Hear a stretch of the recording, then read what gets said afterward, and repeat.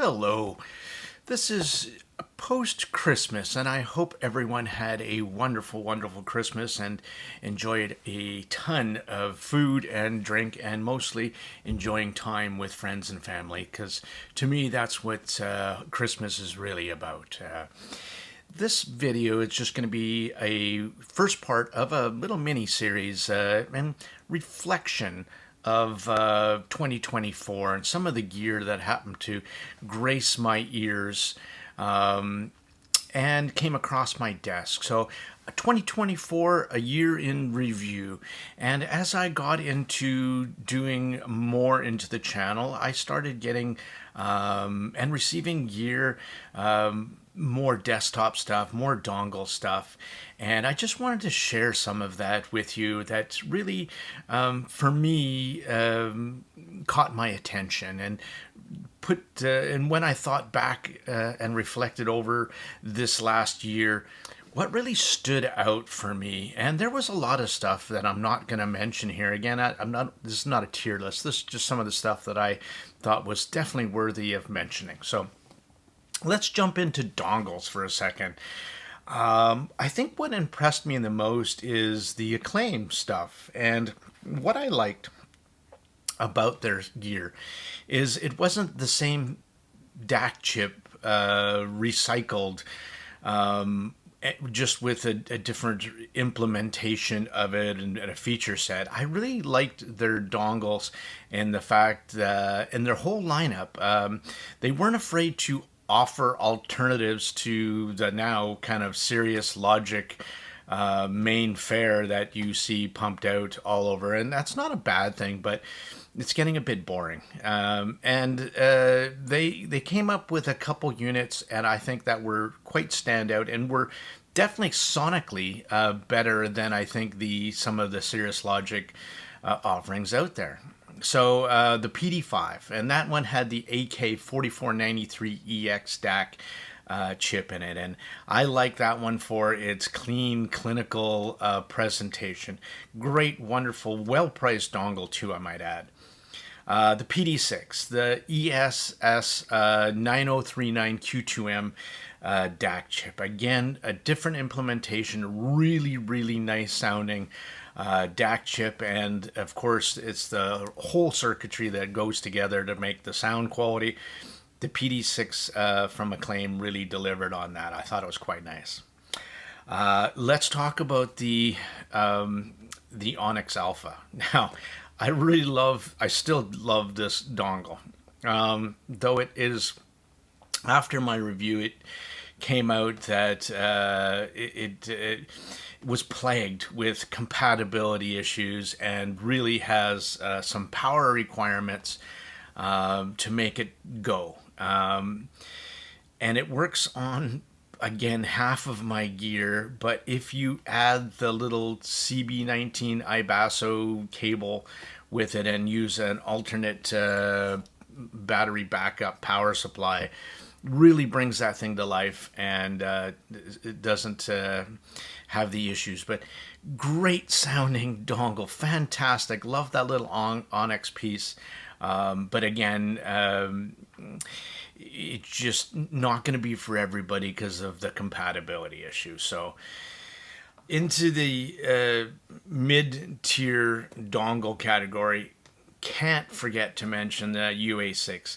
Again, like the EH1 desktop solution, it had the Serious Logic chipset, 4 of them, the CS43131s, and the companion app, the built-in battery, really made that a standout dongle for me as well. Really like that one.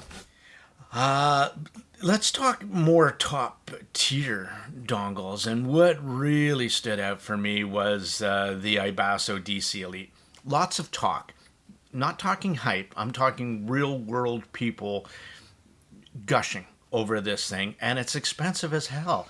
It's expensive, more expensive than some DAP'S, and especially what's coming out now. So it's, but it competes with not just entry level stuff. Like, I'm talking top tier. I actually preferred it sound quality wise, with some synergy on certain of my gear over my DX 180. And that says a lot because I really love that. That's my top pick for we'll get into that for DAX and NSX. So is it worth the money? Hell yes. And more.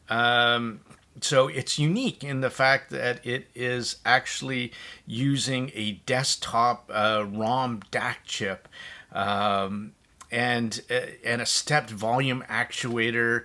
That ROM chip is phenomenally natural sounding, very, very good. That little dongle brings everything to life. It is wonderful. Now you put it on again on a power supply, and you can squeeze the most performance and sound out of that. Truly wonderful little dongle, easily top tier. I didn't try the iFi one. People were also doing a comparison against that, but there was a couple comparisons against that, but really, no, I don't think so. From the people, it sounds like, who had both, the DC Elite is still king. Coming out with a new, cheaper version of that, not to topple it, but just a different version with some tubes. So that's going to be super interesting in 2025. Let's jump into some DAP'S now. I'm going to give the entry-level award to Hibby for the R4, in the fact that they kind of all of a sudden pioneered, let's do an under $250. It was getting there with a couple of the M300 and some of their cheaper stuff in the past, but the R4 really just stood out for a full Android, next-generation DAP player that people could step up from inexpensive solutions to a real dedicated audio player. So the Hibby R4, very good. Now let's go into, let's see.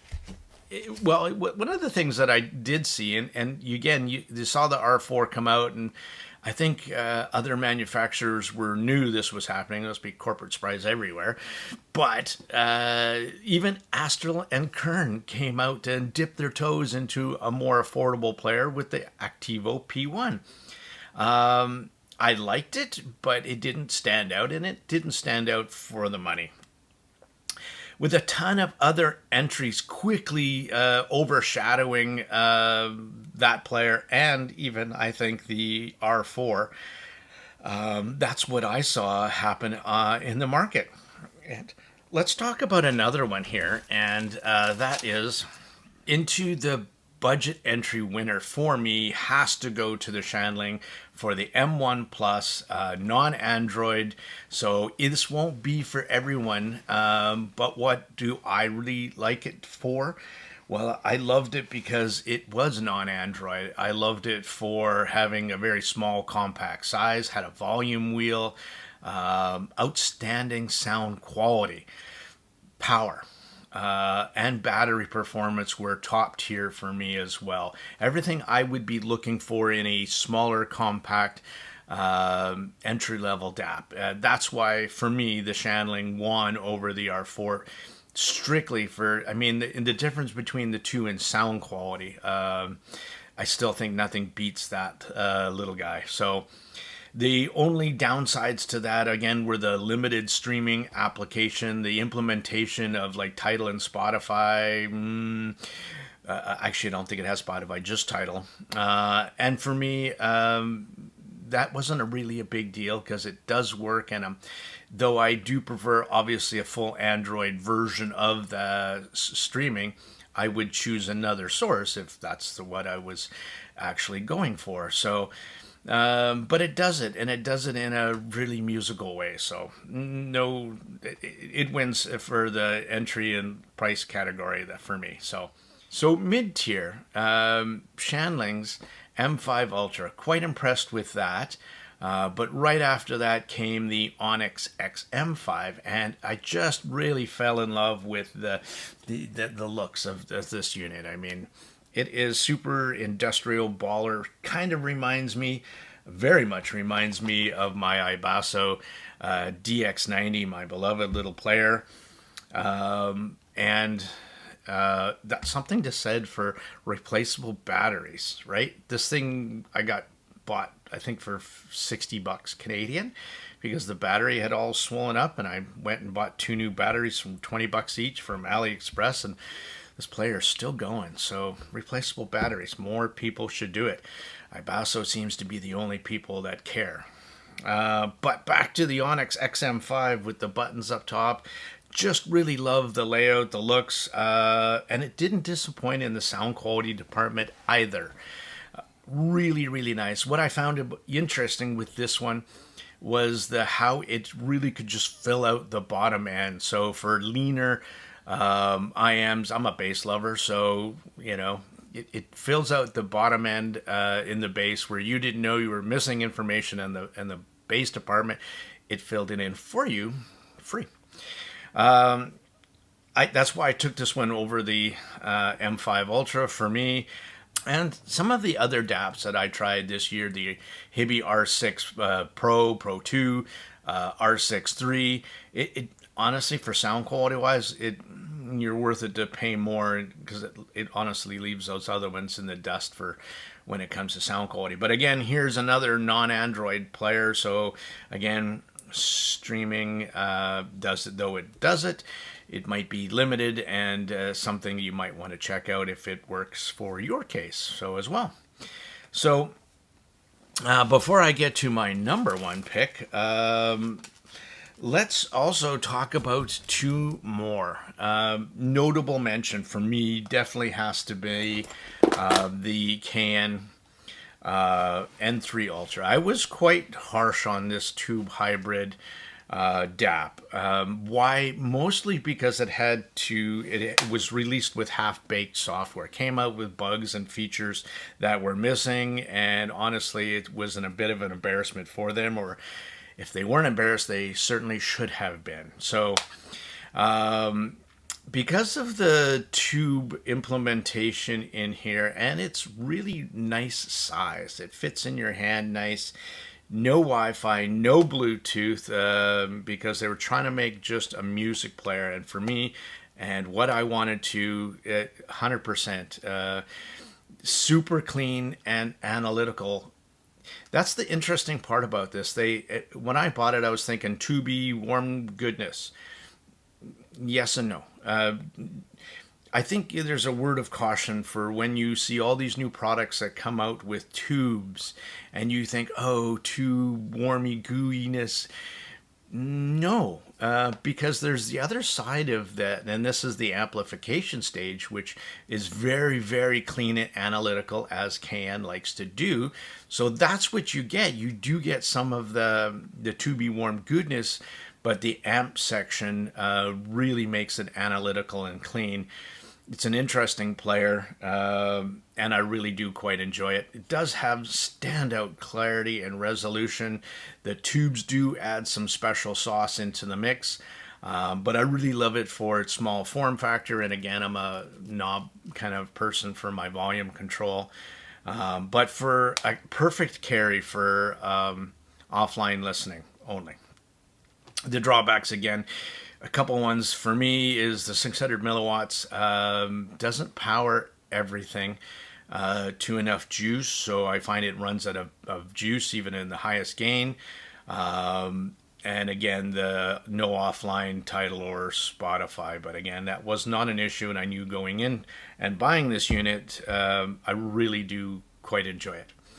That half-baked software with all those bugs, and it really just made me feel in the user experience that I was the beta tester, and a lot of people felt the same way. So not so good for you, CAYIN. It's a great product, but next time when you release something, maybe don't rush it out. And that's what I felt about this one. So it's still one of my favorite sources. I reach for this one quite often. It gets really, really, really good if you send line out with the tube still active, and to like the XDUOO XDUOO5 outboard amp. That's going to be pretty cool. So I really liked it for that. So next up, Top dog. Well, that's gonna go. Top dog is easily. That's gonna go to the IBASSO DX180. Undisputed mid-tier winner for me. Full featured, full Android, great, clean, huge power, great battery life, outstanding uncolored sound quality, great dynamics and control, huge onboard memory. It's the one to beat. IBASSO was really, really on top of their game in 2024. That's a wonderful release. I had the 160, the 170, and the 180, and in the mid tier category now, it's competing with higher end DAP'S. That's for sure. So, just to finish up the DAP section, I think one of the most disturbing trends that I'm seeing at the end of 2024 was the race to zero. And what I mean by that is a classic example, the Hibby R1. Affordable, scratch that. We're just going to call it cheap. It was a really poorly implemented budget offering. And you're better off just paying more and getting a quality dongle than you are for that. I mean, sound quality wise was fine, but everything else was subpar. So $85, buy a better dongle, buy a AKLIAM PD6. I think you're better off. That was, and I hope we don't continually see cheaper and cheaper DAP'S coming out, but I think we are going to be in 2024. Is it a win-win for you? No, I don't think so. You and me should still pay a little bit more money, and you will get something better. I've said that so much to so many people this year. Should I get this, or should I get an R4, or should I? And it's like, you should.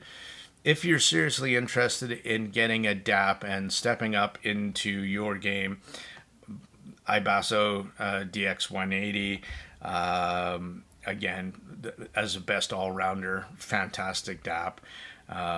If you're purely for music, then you might want to look at the CAYIN N3 Ultra as well. So, or the ONIX. Again, I love this. Those three sources for portable use for me, fantastic. Now let's get into some desktop and semi-portable gear.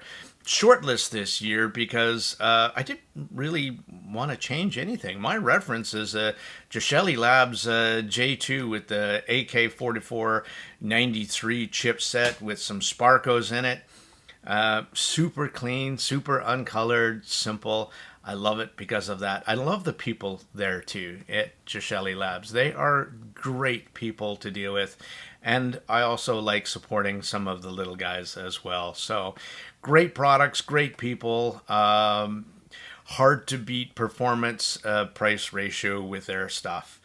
So, and I did prefer the 4493 DAC chip over the 4499EX in the J2, and then along came the J3, and different form factor. They added some better controls for easier to use to take away some of those people who couldn't figure out pushing a button and then getting sound, but that's okay. Add some lights, some pretty it up, and you get a J3 Pro. And I was pleasantly surprised because this one comes only with the 4499EX AK chip.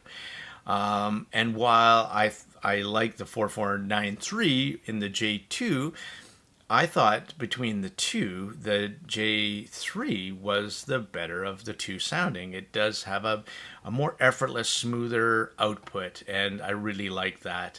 It had a little bit more depth. And again, mine is further enhanced by the Sparkos SS2590 Pro op amps. For an even more expansive stage and tighter bass. So that is my reference system setup sitting on my desk over here to my right, close to my bed. And mine is paired with the topping A90D. Wonderful, wonderful amp. Didn't feel for quite a while to change anything. I just love it. Works perfect for me. Now, semi-portable choices. Well, the Shanling EH1 was a real shocker for me. I wasn't really expecting too much out of this not too expensive little desktop solution. But it really kind of blew me away on how wonderful they implemented the Cirrus Logic DAC chips in that. Super powerful solution, terrific implementation of those DAC chips. I think Shanling was really able to squeeze out the most out of those that I've heard musically. And that also happened to go with the UA6. Lastly, my purchase of the XDUOO XDUOO5 with the promise, that was a big spend for me. And I was very excited for the swappable op amps and the DAC cards. And I bought it because the R2R was teased at the release of that. And at $1,000, it was already a big spend. I was still disappointed that the R2 at the end of 2024 is still not available. I heard they actually had to go back to the drawing board and redo it all because they had some issues. And I give XDUOO kudos for not rushing it out for that, though I'm feeling a bit impatient. And for that, I might just not worry about the R2R and pick up the, hopefully I get to test the new Shanling EH2 with their R2R implementation. So that's going to be exciting if I can get my hands on one of those.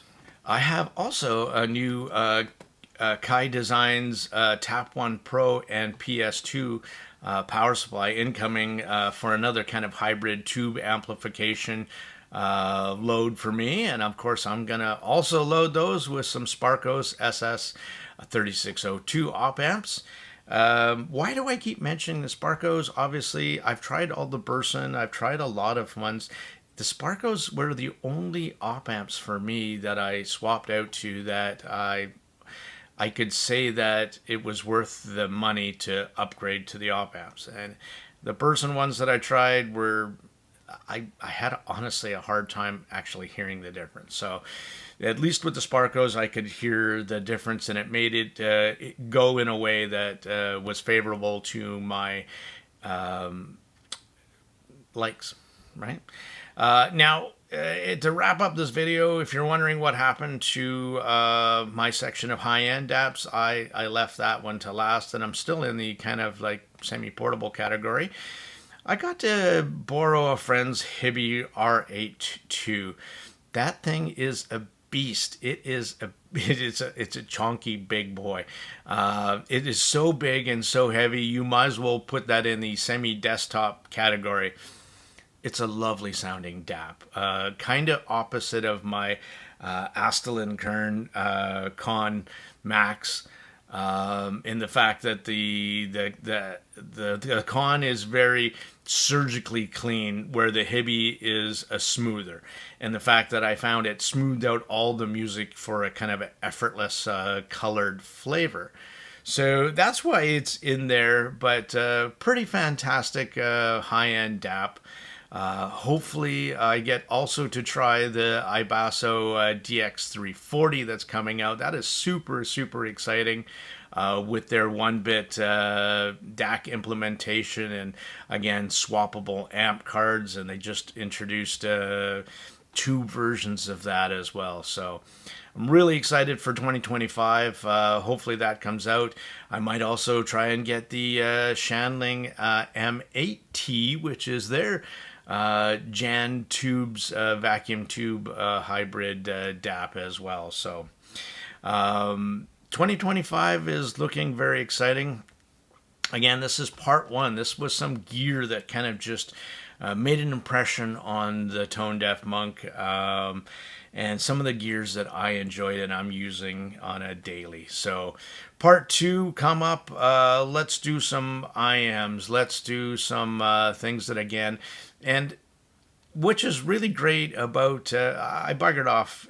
I haven't done any videos for a while because I buggered off to Mexico for a few weeks. And I took some gear with me, and I took some stuff that I just wanted to just enjoy. And I'm really, as a person who does lots of reviews, and it got a little bit slow there for gear coming in for me, which was wonderful because I got a chance to enjoy some of my favorites that I don't normally get a chance to listen to as often because I'm reviewing other stuff. So it was really, really nice for that break for me. Kind of reset me and made me fall in love with some gear again. And I'm going to share that with you in the next videos. But I hope you enjoyed this one. I certainly did, and sharing it with you. So thanks so much, and stay tuned for lots of stuff, lots of fun stuff coming in too. So, yee-hoo!